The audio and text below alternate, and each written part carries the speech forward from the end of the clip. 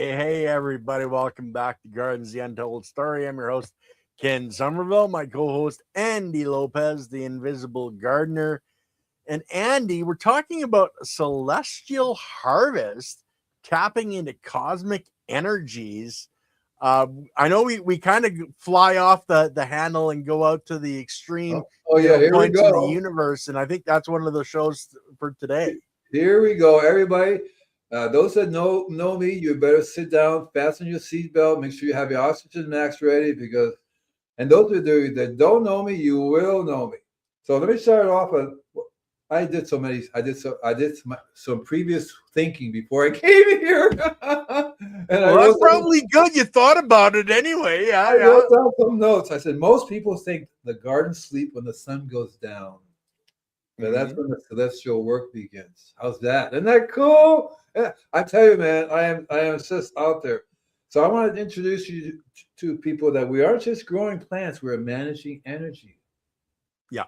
Okay, so we talked a lot about energy. Last time we talked about energy, So today we're looking at celestial gardening, how the moon, the zodiac, and the invisible forces of the cosmos dictate the soil of your house. Isn't that cool? Isn't that cool? You guys are interested? So let's get started. I know Lily's grandmother always went by the phases of the moon for her planting, etc. Yeah. So this is something that's not new in any way, shape, or form. No, one of my favorite books is Old Farmer's Almanac, because they tell you when to plant, when not to plant, right? And so but it has a lot to do with the gravitational pull, how it affects the soil moisture, soil moisture, right? It's just much like it affects the tides. And so I'm going to try to talk to people about above ground crops and below ground root crops. Above ground crops is called waxing moons. You want to do it during the waxing moon, and below crops during the waning moon. And these are things that I deal with energy in very different ways with people, because I see the influence that the moon has on everything, on water. We're water people. So we have the same, they have the same influence on us as the plants, as the soil biology. And it's really interesting because I also wrote down the invisible connection, So it's not just about what we see, but the invisible energies, cosmic rays, magnetic fields, lunar cycles, and solar, and all this planetary alignment, all these things that are going on now definitely affects us, and affects us. Not only does it affect the soil biology, but it affects the earth itself. You notice that we're having all kinds of, we're going to have a major El Nino. The ocean is super hot. Oh, okay, here we go. Here's the moon. I had Patrick 40 pumpkin, healthy and gorgeous. Yeah, silly. And so it's a really interesting thing. So I was just going to cover some of the zodiac signs and elements, because we want to keep moving along, because I got tons and tons. It just doesn't stop. So root days are the earth signs, best for carrots, potatoes, beets, anything you plant in the ground. And it makes sense because the moon is on the other side and the earth's pulling it down into the ground. But also the soil biology, it gets affected by that. Us people are also affected by that. Leaf days will be a water sign, so they're best for lettuce, spinach, herbs, all those things.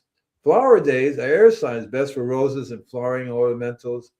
And you have the fruit trees and seed days, they're fire signs, best for tomatoes, beans, and fruit trees, right? And so one of the things that is really interesting is the tides in the soil. How's that? Isn't that cool? You ever hear anybody talk about tides in the soil? Most people don't understand that the moisture level in your soil moves up and down just like the tides do. And that's where the planting by the moon is so important. If you're planting outdoors, if you're planting indoors, you're supplying that yourself, moisture levels. But the moisture in the soil goes up and down with the moon as well. Right. And most people, they think about the move, it moves the oceans, right? Yeah. But I look at it differently. In the soil and inside the plant, it's a vascular system, it's water. It changes, it affects the plants as well. It affects, and of course, it affects the biology, because they need the water, right?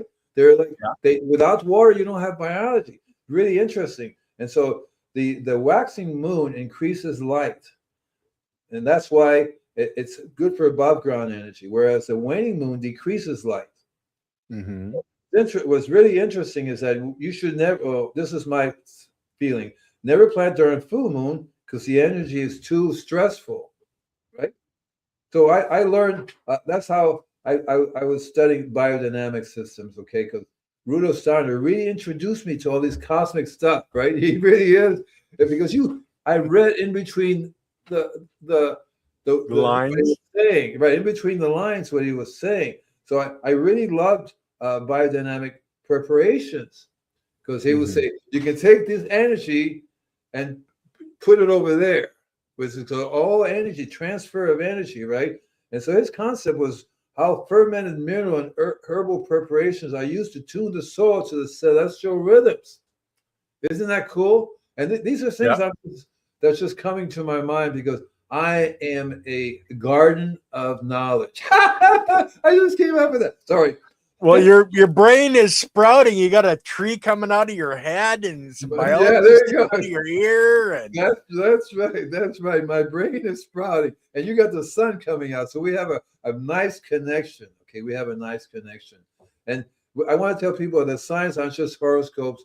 They represent specific electromagnetic influences on the Earth's atmosphere that plants respond to.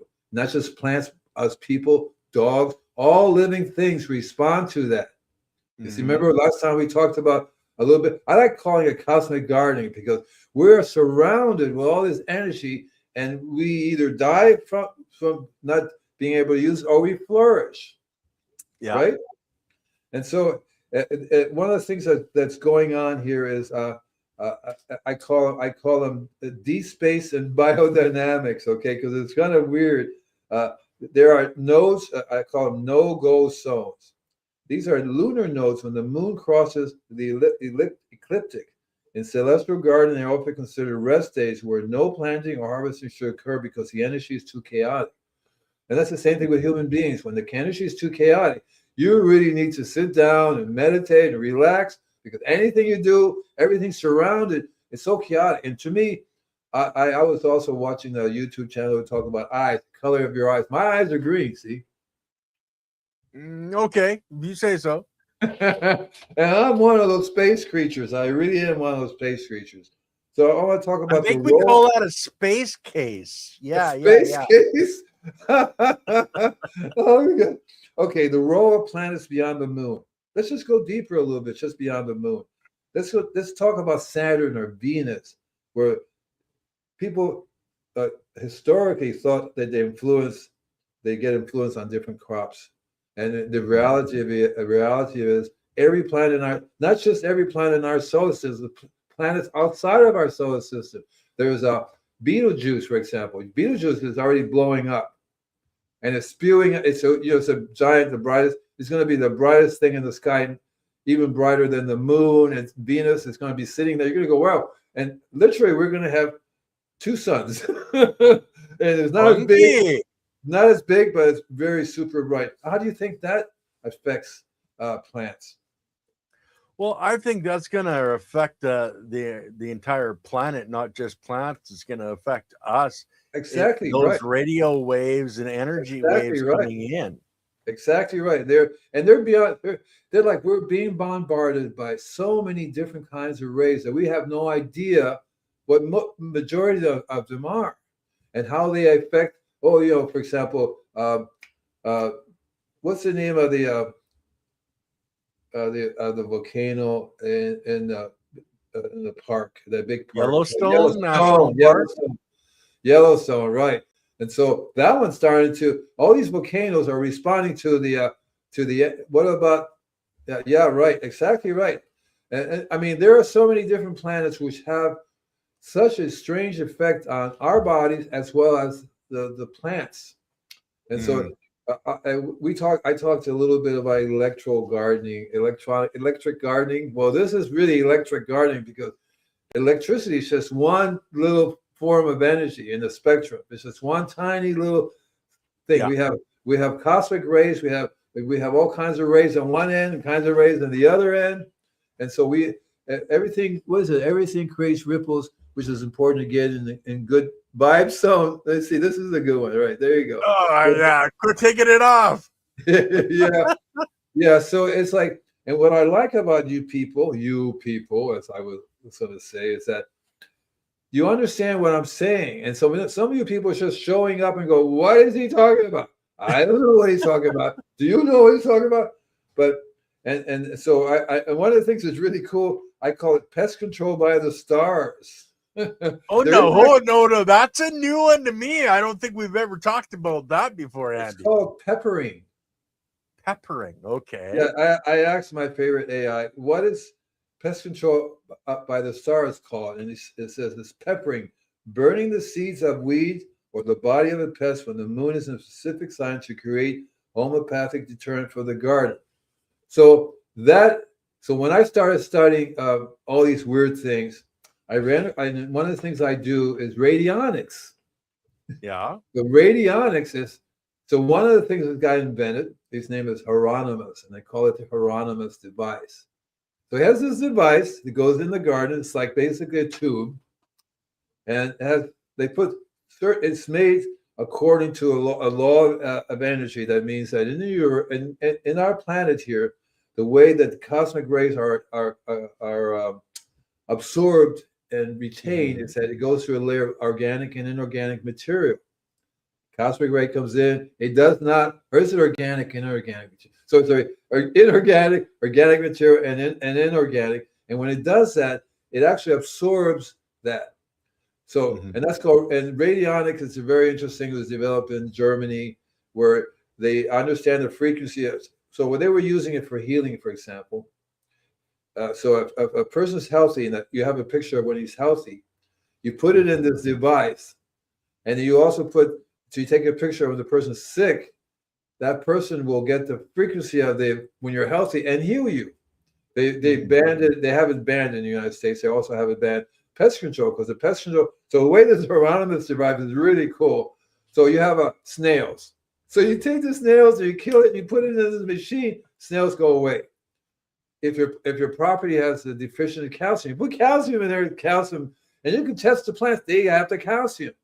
It transfers those frequencies to the plant, to your property. And the Hieronymus device is a really cool device because it actually works not just your neighbor's yard. Get it? When you look at Nikola Tesla, he was really into that, to the point where you can actually turn electricity on somebody your house on without any wire, because this energy that comes through our planet can be retransmitted and absorbed and retransmitted. So that's very, very cool. And especially when you're talking about gardening, when you're talking about plants, because I talked a long time ago about why do we eat these things, right? So, and I'm not even going to go, but you missed the story about the minerals. We're going to be doing some more of this really spacey stuff coming up in the next shows. It's really, I was just going to cover that real fast, because you guys are not going to believe what I'm going to be talking about. The next show is going to be called the fourth phase. Revolution growth with structured water. Yeah. Right? Then the next one after that is magnetic roots, how Earth's force drives soil life. Then we have the next one is liquid blueprint. Liquid blueprint, why water is the master key to life. Then we have the underground feast, the secret sauce of all soil biology. I mean, I'm going nuts. You need to give me drugs quickly. Don't need to give you any more drugs, Andy. Okay? Subterranean engineers unlocking the secrets of earthworms. And then we have immunity by design, permanent fixes for pests and diseases. And that's a good one, because I just explained it briefly just a few minutes ago. And then we have another one called Black Gold, why every compost seed has a different soul, S-O-U-L. And I got to tell you, man, it's about time I started talking about these, because it's all about the biology. It's all about, and it's really all about energy. I might just change my my podcast to. It's all about energy because that's what it's really all about. So one of the things that I have notes on is harvesting for longevity. And so that's very important to understand, because when you pick things during the wrong time of the energy is contrary to keeping the product, your food alive, and healthy. Whereas if you do it with the right energy, because one of the things I wrote, the gardener acts as the bridge between the terrestrial, the soil, and the celestial, the stars. Right? Mm-hmm. And it's really, really, really one of the reasons I got my name, Invisible Gardener, because I would garden at night under the full moon. And were you dressed or not dressed, Andy? I was I not can't. dressed. You I talked didn't about wear. it. I didn't wear clothing. No, they called me the. At first, they were calling me the naked Street. gardener. I didn't Yeah, like that. That was like too revealing. But they just called me the wild gardener. Hmm. But one of the things I've learned is under the light, at night, you get to see how the energies really work, how the insects work, how the plants work, and how we are connected to that. Because you can sit there and meditate, and the bugs will come up to you and go, he's a very unusual human being, right? Right? Well, the And best one for me was I had a bee land on my nose for like 3 to 5 minutes and just stare at me in my eyes. It's like never stung or anything, never moved around, just land there and watched me. It's like, okay, what are you? So I just want to bring up that I don't know how many people know what the current moon's phase is, but the moon is in a waning crescent phase. It's perfect for weeding and soil preparation, but not for heavy planting. Right? Mm-hmm. And so it's just, we have to remember that we are celestial conducts. And again, I talked a lot about it, and I want to finish this thought, because every time they plant a seed, they're connecting the earth to the universe. Mm-hmm. Oh my God, oh my God. And I was talking about trace minerals. Yeah. And how does anybody know why we trace minerals? And you people that hear it, can you make the comment and say, oh, I know what we eat trace. Why? And you're probably wrong if you think you eat trace minerals because you need your body to have trace minerals in order to be healthy. What is the real reason? Why don't you just tell them? These guys don't know what we're talking about. Why we need trace minerals? Well, for one thing, they're building blocks for our cells and for our biology. Can't say that. And That's it collects the cosmic energy. There you go. Different trace minerals, relate to different frequencies. And that's what Rick is saying here. Exactly right. I learned that from experience, because see, I have one of those weird body thing going on where I can see sound and hear colors. And so that's always been my curse or my gift, whichever way you want to think about it. And a little of both. And I would literally, and so when a tree is glowing a certain color, I relate it to a certain mineral. And then I find that the tree is not glowing a certain color is deficient in that mineral. So a healthy plant would always be glowing a certain color because you have all the minerals. And that's our refractometer does that too. We talk a lot about a refractometer because basically they're looking at the color and changing it to something that we can read. Yes. Right? It's a certain frequency. So the higher the Brix level, different frequencies. See what I mean? So you can literally just work on the frequency level of plants, and eventually you start working on your frequency. Because if your frequency is at a certain level, you can tune in. It's tuning, right? You can tune in. That's a gift. Oh, thank you, Silly. Yeah, it is a gift, because I can see when a person's not healthy. I used to go to these convention things, where they show new health things, and there was one that had a computer that sees your aura. And so I would sit there and I would say, oh, that aura is deficient in a certain color. They would sit down and the guys, how did you know that aura? Because they would take a picture of your aura and the computer would just spit it out. These are the colors. And you can even see the weird things that are going on with that person, right? And I can see that, like you guys, and the thing is pretty interesting, that you can see it through TV. I can see it through the TV because it doesn't change. that the frequency gets transmitted through the TV. If it can be transmitted through a TV, it can be transmitted through lots of other things. And so Yeah. when the cosmic rays shoot through the Earth, it goes from one end of the inside the Earth and out the other Earth in a nanosecond. I think we had talked about that a long time ago. It's like 1 billionth or 1 trillionth. Fractals and stuff like that. Yeah. And the fractal is the representative of the frequency.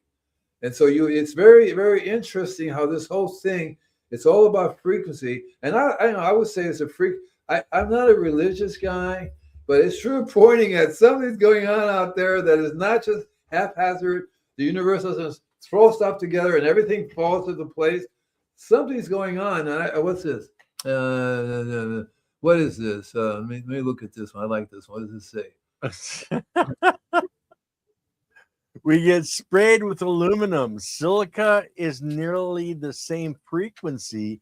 Add silica to nullify the aluminum. You guys are something else, because it's true. Once you learn what the frequency is of that element, you can literally learn how to use that and learn how to. That's why I do foliar spraying. So people don't understand foliar spraying on the basic level, which is basically just trace minerals going on, but they won't understand on the level that I'm actually spraying frequencies. And when I look at a plant, I spray it, and they actually have. So when I was a kid, when I was young, in my early 20s, somebody heard me on a radio show who works on NASA, right? Right. And I was telling him you can actually see it because your eyes can see it. He developed lenses you put on. Average person can put on, bada bing, bada boom. You can see what's deficient in the plant because the plant gives out the frequency. It's kind of like a blue blocker, but it's really different. I should have brought it with it because he called me up one day. You gave me the idea. I'm giving you this lens. This is NASA on it, right? And I don't need to. What happens is when I go out, I bring it with me, and I look at a tree. And I give the owner, here, look at this. And he goes, my God, why does it look so? It doesn't look healthy. Right. You're right, because it doesn't give off the frequency, whereas the lenses will show you that frequency. And I can see it when I can look. So I can look at trees, birds, all those kinds of creatures. They all are. And what's interesting, they blend, they form a how do you call it? Is a kaleidoscope? Yeah, you got it. All the colors. And so white is a blend of all the colors and black is no colors, right? You know what I mean? And so a dead person has no colors. Nothing comes out of it, right? Or a tree that's dead, no colors. It's just black. It's just a void. I see it as a void. I got in trouble so many times as a kid. I would go up to the people. You're going to die soon, or you're already dead because you have no colors. And my mom said, never ever say that. So now I'm keeping myself quiet. I don't say you're not. You look really funny, but that's what happens. A tree is sick. A soil. Aim in the soil. It gives off a certain frequency, a certain color, and that color is also equivalent to a certain sound. That's why celestial energy gardening has to do with also sound. Each planet has a certain frequency. I go to this place called sound.org.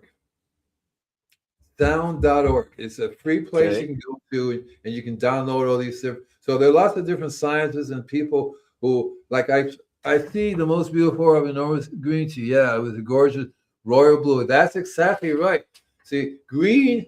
So when I look at a tree or a lawn that's bright green, chemical fertilizers, because it's a blue-green color.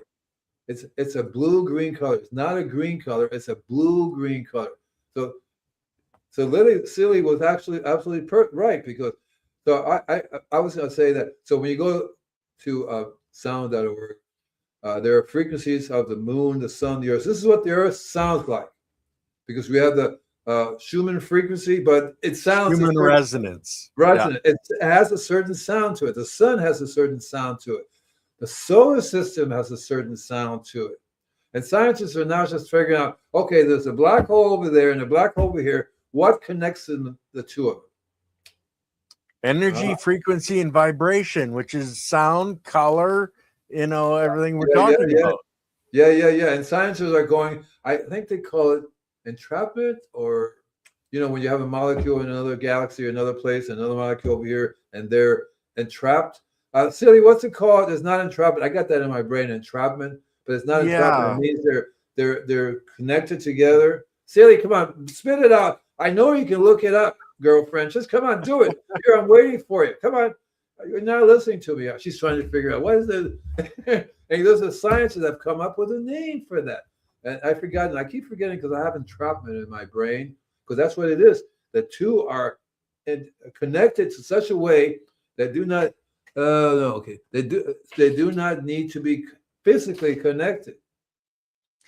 Yeah, And I know the term too, and it's just it's floating there and it's disappearing as fast as it comes in, it's my fault. One of the things that happens when I do a show, and that's why I have to turn the phones off and everything. My friends all of a sudden get the vibes. I gotta call Andy. He's doing something to me, and then they call me up, and I said, I'm on the air. Oh, is that what it is?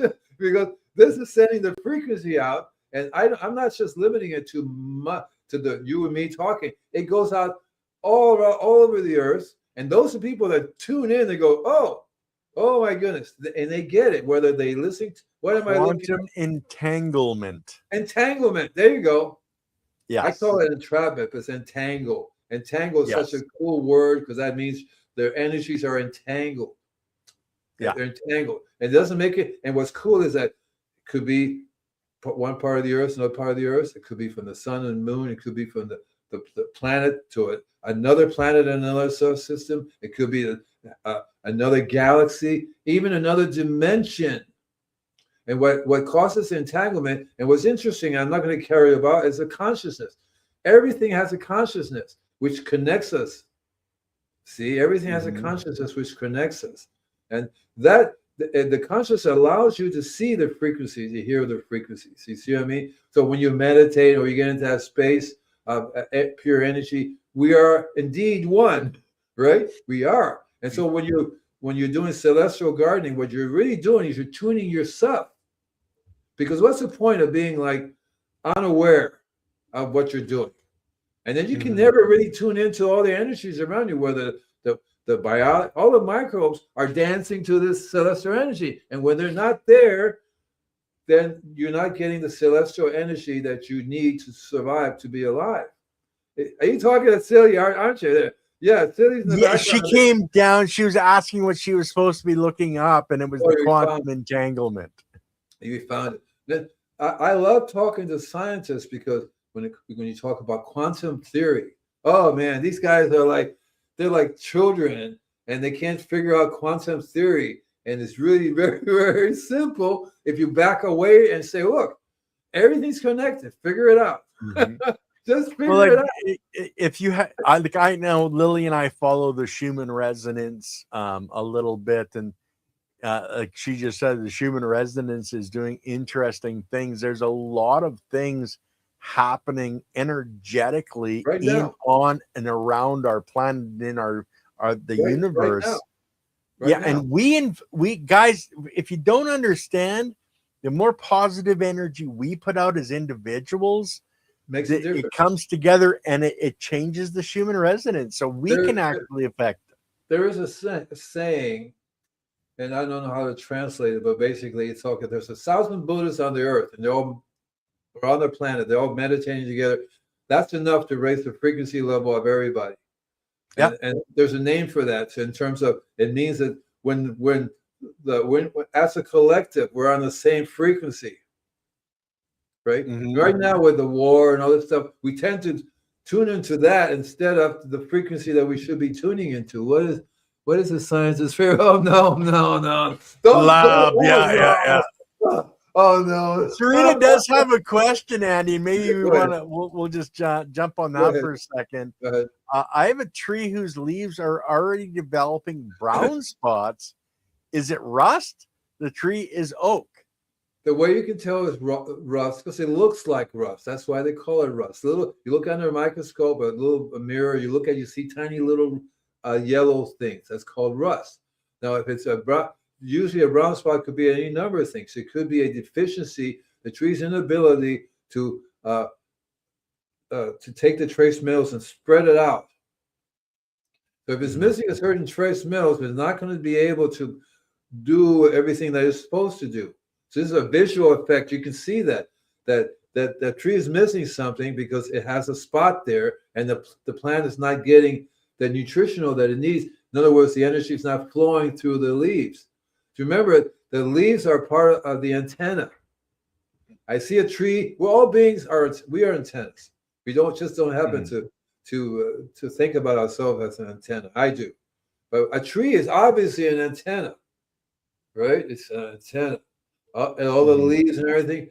They absorb these frequencies and they use it to survive, because then they also, it's interesting too, because a tree will channel into the ground, into the soil, into the living organisms. Feeds energy into our planet. Think of it, guys. Think of it as flipping on a light switch, and that light comes on, and all of a sudden you've got all this energy, and the light goes off, and you don't have the energy. So if you don't have the light bulb, you can flip that switch all you want. You're never going to have the light come on. And it's the same if you don't have the trace minerals. You don't have the building blocks to draw that energy in. So I would suggest she does like a foliar spray on the tree. Right. So that's one reason why I do foliar spraying, because that usually means that the plant is not connected to the ground. It may be sitting in the ground, but it's not connected to the ground, you see? And so that I physically give it the trace minerals through the leaves and through the trunk. I was there today in a place, giant. I looked at a couple of places, but I was at one place, and everybody has the same. Every property, I was going to say on the planet, but I know for sure everybody around here, everywhere I go to, the soil. When I mean it's dead, I mean there's nobody working there, nobody home, and there's nobody connecting. Nobody life. You're right. Nobody connecting to turning the switch on to allow even the plant. The plant is like, it's not getting that energy, therefore it can't give it. There's nobody there to take it, to use it. And also the energy flows into the ground. You don't need to it literally goes into the ground from the tree, not necessarily from the tree, because that's one way it gets it. The earth is constantly bombarded. All energy goes right into the soil, and the biology is there. They get it right away too. So, but if the plant foods are mineral deficient, this disease increasing. Yeah, right. That's say it very mildly, because I don't really want to say food. The junk we eat is mineral deficient, and I think it's done on purpose. And I'm not going to go into why, because we'll get shut down. Well, with all the scientists and researchers disappearing, and that we try to be more careful, but. So, okay, you brought up Serena's question. So there's a name that scientists and doctors and what do you call it? People who are into plants call it. And basically, it said normally the plant is supposed to take the energy that it gets from the minerals from below and transmit it evenly. So one of the things you have to understand is as above, so below. So when you see half is yellow and half is green, that tells me that half, the root system down there, are having a problem. That root system corresponds with the upper part are having a problem. That means something is killing that part. Maybe toxic somehow. Something happened there, whether it's like a chemical got dumped there, all kinds of things happen there, right?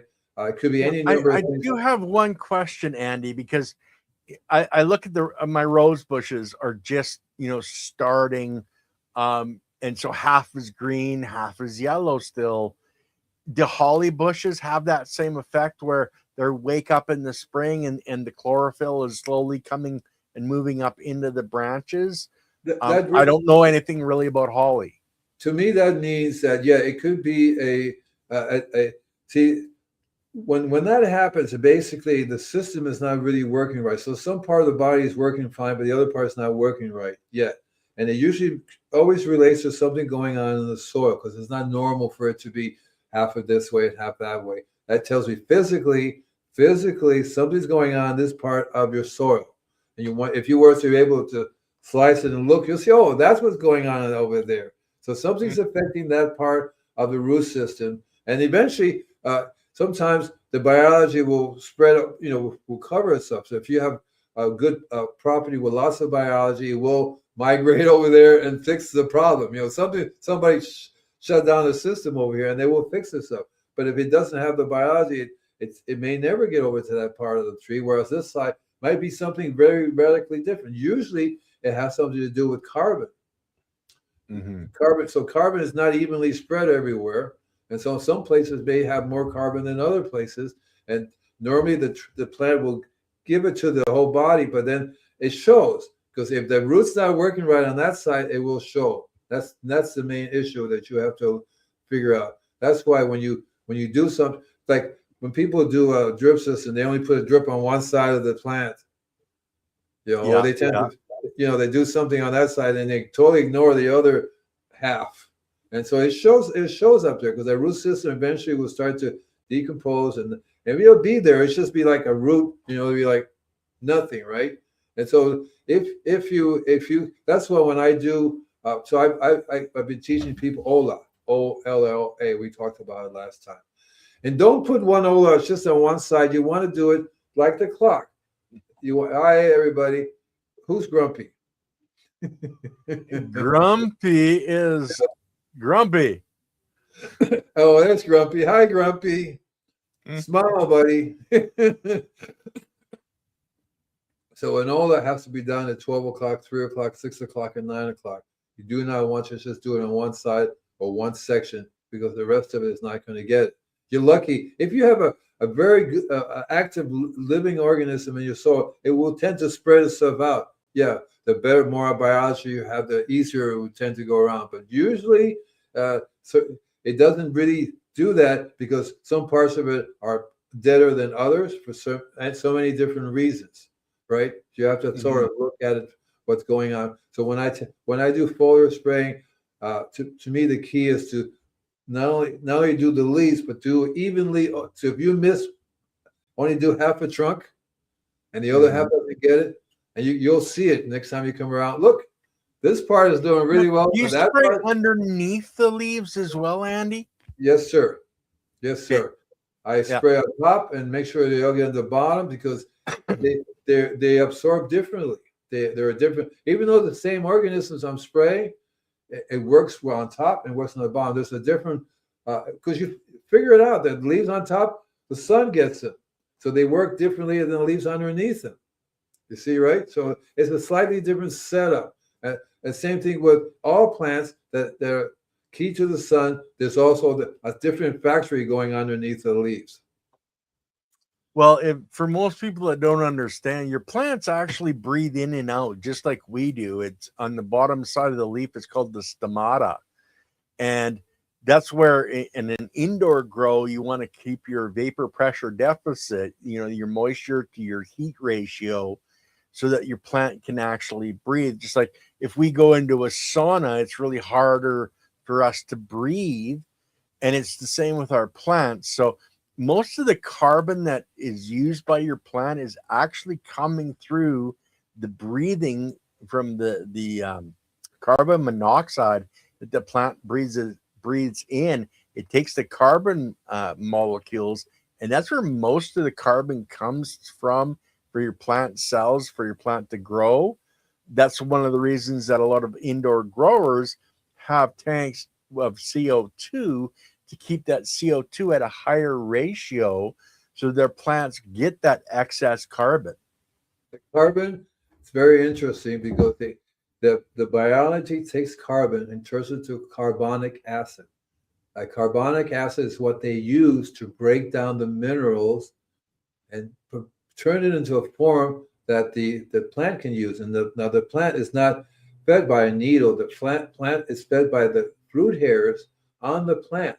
A different type of biology live on those root hairs. So they'll take this carbonic acid that the biology has broken down into the minerals, and because they're specialized, they can't go up to a plant and say, "Here, take this." They have to go up to the plant and talk to the other biology. It's for you, and that biology will automatically have a way of putting it into the plant. You see what I mean, right? Yeah. Well, that's your exudates. Oh yeah, what's an talk about exudates? 90% of that exudate that the plant puts down into the root hairs, 90% of it actually comes back up into the plant, transporting all those different materials from your root hair area to That's bring right. it back up into the plant. That's right. That's absolutely right. And you and I get along really well because you fill in a lot of blanks. Because I try to explain to people everything, and I don't make all this stuff up. so So this you're going to answer Serena's question here yeah. or what? So I spread charged biocharge around the side of the bush that is yellow. Will it plus the rain? Will it plus the rain we will get this weekend be enough to start fixing the carbon issue and restore green to the leaves? So you really have to have. What you mean by charged is you charged it with biology. Is Well, that if you have biochar, Serena, telling you right now, that is not a usable carbon no, for your plant. no. That your biochar is for the biology to live in and then be able to go out and mine the material, but it's not an Right. actual carbon source for your plant. No, you can't But it put is a good idea to put it all the way around your plant because that's going to help long term. Right. So what I do is I've learned to I think what she meant by charging basically means is you need to activate it. You need to have the biology in it. So I always give biochar to my worm juice and activate it that way. And there are lots of other things you can activate it. I talk a lot about how to use Korean farming techniques, which are really very cool in terms of learning how to activate. Today I was talking about bukachi. Bukashi. Yeah. Right, it's a Japanese way of making it because it's really cool biology. I talk a lot about using milk, which is lacto something. You know what it is, right? Lacto milk, Lactic lacto acid bacteria. There you go, right. And so Yeah. Well, right, exactly. With your compost tea, and I'm assuming your Yeah. compost tea is rich with the biology. That's exactly what you do. You put it in the tea, bubble, preferably overnight, and then you can put that down. Yes, you'll have something to work with. But if you just put it down, it's going to take a while for the biology in the soil to use it.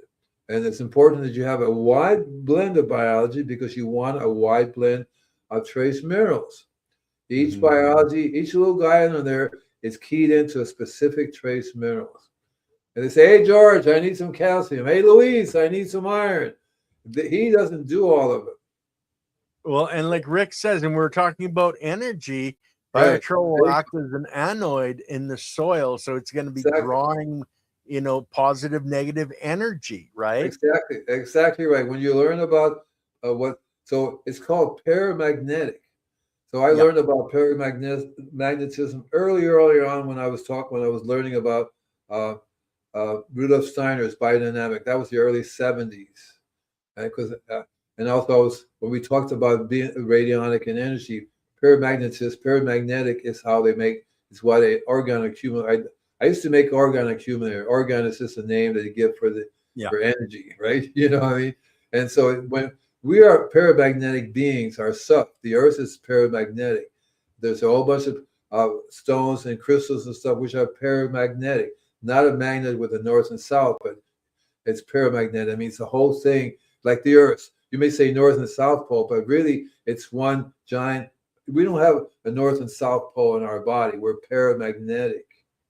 And once you learn that, you'll learn that anything that goes into the Earth, especially if it's paramagnetic, will rechannel that energy back into the they'll sit there. No, give me a shot of this, right? Mm-hmm. They take that. They need that to be able to pass it on to the plant, which is also paramagnetic. What's this one over here? I want to look at this one. Biochar and basalt will add 0.3 volts, which is the same voltage as bacteria. Yeah, I like you guys. I didn't know that, Rick. Thanks. Very, very good, Rick. I like your thinking because it's absolutely true. If you can measure so that's what they do in electro gardening. Okay, so they think they feel that if you can set up little antennas, it channels it down. But the truth is, if you don't have the trace minerals and you don't have biology, no antenna is going to fix it. Yeah. Well, Right? you have to have the life in the soil to move that energy up and down. It's like hitting, why they put cement and lead, for radiation to hold the radiation so it can't penetrate. It's the same with our soil. You can have all the sunlight coming down, all the energy coming down, but you basically have a lead basin because there's no life there to move things through. And that's exactly what's going on when somebody calls me up. They say, I have a problem. I said, okay. So they said, what do you spray that tree to get rid of the problem? And my internal thing is, I would spray you. I would spray Yeah. you first. Your trace mineral deficiency. If deficient, you can't even handle the energy. And of course, your property is not going to be handle the energy, because for you it's natural not to have any energy. And then you complain about, why does this plant have a disease? You probably have the same disease and equivalent wise, because if you're missing certain trace minerals in your body, you're going to have the disease, and they don't relate it to. And then, I talk a lot about city water. And so a lot of these people, they have enough brain power to buy filter for the house, but nothing for outside. And then they complain, what's wrong with this property? And I would say, you are, because if you go away, the earth will heal itself. Simple as that. So right? I just want to say something to Rick Easley. Lily just came downstairs and said we should have you on the show, Rick, to share your knowledge, because you have so much knowledge. Yeah, you're welcome, share man. on a regular basis. Yeah, we'll pay you $1,000 per appearance. Yeah, right. Okay, I guess you're going to be paying that one, Andy, because I'm sure the heck can't afford that. But Serena wants to know, what is an anode? Why don't you say what an anode is, Rick? It's basically, it's a conductor. It's a simple conductor that Mother Nature makes. There's so many different ways to conduct energy. See, it depends on the energy, how it gets built. So there are conductors all over the place that conduct energy. And so copper, once you learn what natural elements are conductors, and you'll find that that's part, gold is a magic conductor. We have gold in our bodies. Without gold, we cannot think. We cannot be electromagnetic beings. Okay, right? And so I learned that a long time ago. Cool, we have gold in our body. You know what I mean? Because that's a conductor. Copper is a conductor. A lot of things that we consider toxic, we have in our bodies in super micro tiny amount, without which we cannot be conductors. Here you go. There you go. Silly anode and cathode make a battery. Oh, you changed what I had. Oh, no, that's cool. Yeah, it is a battery, right? It's exactly a battery, right? And the battery, once it connected, it gives you the energy. So the tree could be a battery. Human beings are a battery. But lots of things are natural batteries. Plants are natural bodies. Insects are natural. It depends, again, how they function in the environment. You're going to find lots of crystals, lots of gems are natural batteries. Well, and somebody mentioned it earlier, like a lot earlier in the show, but we're salt batteries, and I've seen a lot of people creating salt batteries over the years. And there was one company, it was, a new technology, and all of a sudden it went poof, gone, because it worked so damn well. Right. Yeah. And it's like, you can't patent, you can't tell people if they're healthy because they're if you're a battery, that means you have all the trace minerals, you're accepting the energy, and you're passing the energy on to. Mm-hmm. We need to learn to hold on to a certain amount of energy, because we need that. It's like you have a car without a battery. So it's not going to work. No matter how powerful your car is, you have to have a source of energy that you can store. And so our bodies have places. That's what chakras, energy centers are. They're not just meant to recycle, they're meant to store. The pineal gland stores, is our number one battery, the pineal gland up here, right in there. Oh, look, sorry, I didn't mean to touch it. It's a don't hurt me. Don't hurt me. Oh my God, right? It's a battery. Without that, energy can come in and go out. You're going to go, I know nothing. I don't see anything. It's like, don't see, don't hear, right? It's like you're alienated. And I think more and more people are like that. I'm glad the battery was brought up, because I don't see them absorbing energy, let alone giving off energy. And so That's why we talk about grounding and getting outside, getting that light. That's a lot of that energy, like indoor growing. You look at the light you're using, and you look at the frequencies that you're using.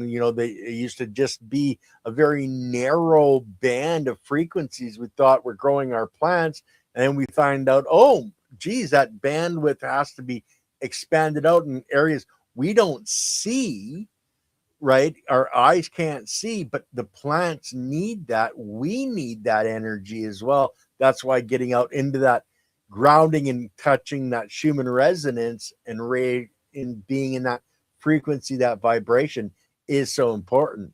So when I was young, I discovered electrons because as a You scientist, discovered it, Andy? I'm the guy that discovered electrons, right? Okay. And everybody finally learned. Do you have electrons? Are exactly the way the energy it gets transferred, how our energy travels. That's why it's called an electron. And if you don't have electron energy, or you don't have electrons, you're dead. You cannot. Your organs cannot function. Your brain cannot function, and that's one of the reasons why when you get sick, you don't longer have the ability to accept electrons because everything breaks down into an electron. This is the tiniest little thing that doing the thing there, and your body, because it's water.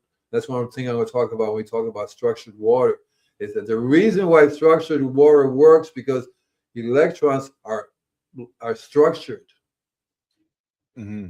So you have this positive and negative, and we've had Gerald Pollock, the author of The Fourth Phase of Water, on our channel several times.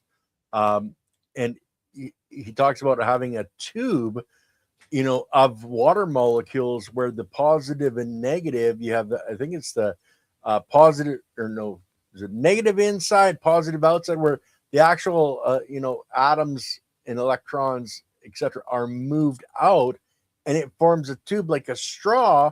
It is actually creating, a flow like a river creates a flow. It's Andy, that's going to be a really wild topic, man. That's why it's called structured. And see, so the problem with human beings, they create a chaos in the water. Yeah. And the water is not structured. Anytime you have water flowing, you have 90-degree angles, no longer structured. Show me in nature we have a 90-degree where water goes up to. Doesn't happen. Because especially when you have all these weird angles, pipes, when you go through pipes, that unstructures the water. Chemicals, when you put chemicals in, will interfere with that structurability.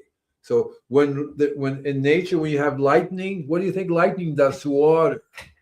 What do you think? Energizes it. Yeah, when the river flows, you see the swirling, right? Yeah. So I was reading about this German scientist, and he was so in Germany they were doing logging, right? Where they cut the tree and they put it on the river, but the logs would sink down, and it made it very different. He realized that in structured water, the logs would float, and the only reason why he came upon the structured water is because the river would flow, and then the river would do this swirling thing and move on, and so he deliberately did that on purpose to swirl it, and he found that the logs just float on down, right? And cool. in nature, Mother Nature is constantly structuring water. So what do you think happens when you have plastic, microplastic, radiation, all kinds of toxic in the water? Unstructured. It's not structured anymore. What is this? People realize minerals are more important than vitamins for your health. People don't realize that minerals are more important than vitamins for your health, both being essential. Make sure you're getting a whole food source. And that's one of the things we want you to grow your own food. And so you can get everything in your food into your body so you can be healthy. And that's why I'm going to be starting a new series where I'm going to be growing an indoor garden, different sizes, to see how much food can be produced in a small area indoors. Because I live in Canada. We can't grow year round like, you can in California. Well, I love growing indoors. You just have to key in to imitating Mother Nature. That's why it's so important to learn sources of trace minerals. Because in nature, you normally will get to trace minerals, but they're being inhibited by the things we do. Mother Nature, if all the human beings was to leave the planet, Mother Nature would remineralize itself. Oh, yeah, yeah. You see, Mother Nature would bring back and the way it does it, an ice age is one natural way of remineralizing. The glaciers will grind all the rocks down to a fine powder, right? Volcanoes, the heat will literally break down all the minerals and spew out. Like remember Mount St. Helena when it did. We look up how everything's growing now over there. So Yeah. so Mother Nature will get rid of human beings, and Mother Nature may take thousands of years to go back to normal functioning. But it will. It will. We have a knack for causing chaos. We have a knack. We're really very good at causing problems, generating toxics. There's the age of mankind. I just thought of this. Silly could look it up. Silly, look up. Tell Google, whoever you talk to, what is the age of mankind called? And there's a name for it, and that means plastic. It means plastic. Yeah, that's what it means. Plastic. There's nowhere on the planet you can go to that you will not find microplastic. You will not find plastic. 10,000. I read an article that guy said 10,000 years from now, somebody will be digging somewhere, and he will find a layer of plastic that it goes around the world. Literally, you can't go anywhere. The deepest ocean, the highest mountain, plastic. And that microplastics, yeah. Yeah, and that's the name of the age of mankind, plastic.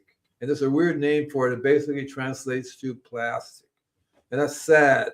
That's sad that we're doing that. But Mother Nature has lots of ways of cleaning us up. The biology will eat that plastic. The biology, I'm tired of this. Let's clean it up.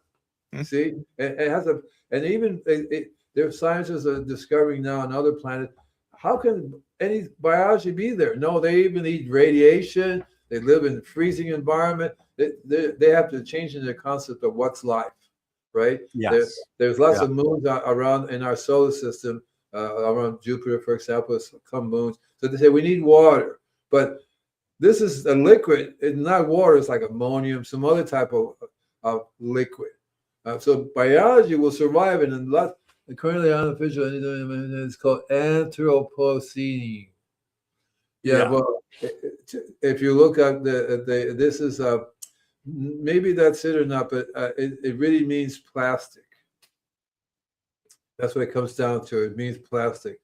And so mushrooms thriving at Chernobyl. That's right. Chernobyl is a perfect example how Mother Nature will clean itself up. I think she hides in the mycelium. The radioactive particles are hidden in the mycelium underground, and until they're disturbed, there's no radiation, showing. But as soon as you disturb that ground layer, then you have the radioactive material available to spread again. There actually are biology that eat radiation. So in ancient times before mankind, there's a certain name for this biology which grew everywhere. Now you can only find it in one or two places on the earth. One of them is at the Mauna Kea volcano deep down below in the ocean where the lava is. It lives right next to the lava. And then the lava is spewing out stuff, and you have this particular biology. And they're saying that particular biology, not only does it go through radiation, whatever, it's one of the reasons we have so abundance of oxygen, because it used to be covering the whole earth. So scientists are trying to figure out how to regrow this stuff and start letting it grow everywhere, because that's the key to eating microplastics, the key to eating pesticides, chemicals. And to me, I think that, again, if you take rid of the omen, Mother Nature will say, okay, you guys are going to be doing this now, right? We're going to take care of this stuff.